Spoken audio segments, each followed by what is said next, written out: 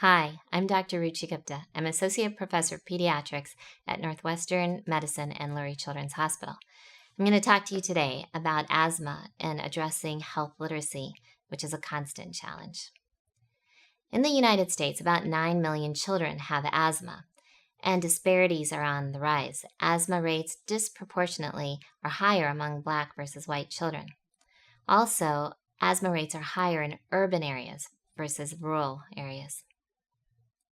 Now, health literacy is so critical in asthma because it is so important that the medicines that we're giving the children actually are understood by the families. Now, what is health literacy? So, a child comes in with asthma. They get information from everywhere, from the physicians, from the internet, from their friends, and then they have to assess all that information, hopefully along with their physician, and make some decisions, and then take action, and then improve their health due to those actions. Now, in the US, we find that if you are low literacy, you have a higher chance of having emergency department visits, hospitalizations, and then even death. So it's critical to address these issues. Now, one big part of our asthma guidelines is every family should have an asthma action plan. Now, these asthma action plans are usually handwritten by the provider and explain when to take their medications when they're healthy, when they're starting to feel sick, and when they're feeling really sick. So usually it goes green, yellow, orange.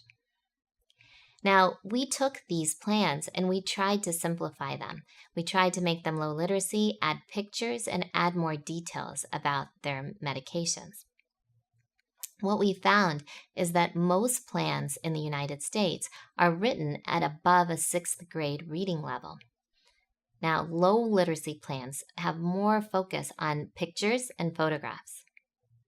So, how did we make this? So, if you're in the green zone, a couple big points that are important to stress with your patients include their medications, which we already do, but instead of saying 2 times a day, say say once in the morning and once at night. Also, if you are saying once in the morning, once in the night, say it with a spacer or a mask if that's needed. This reminds the family what they exactly need to do. So, take 2 puffs in the morning with a spacer. Take 2 puffs at night with a spacer.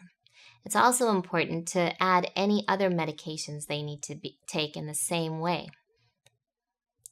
Now, if they get in the yellow zone, which is starting to feel a little bit bad or sick, as we would say, this point you want to add what they should do. So take their rescue medication.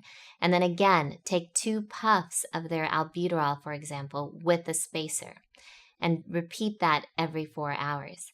Now, it is also important to remind them that they should continue to take their daily meds.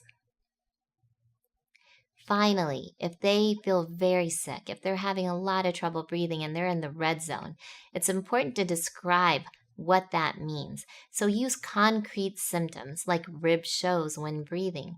It's easier for them to understand that than just having a lot of trouble breathing. Now, at this point, take 2 puffs of albuterol with spacer, again, as we did in the yellow zone, and call a doctor or 911 and go to the hospital.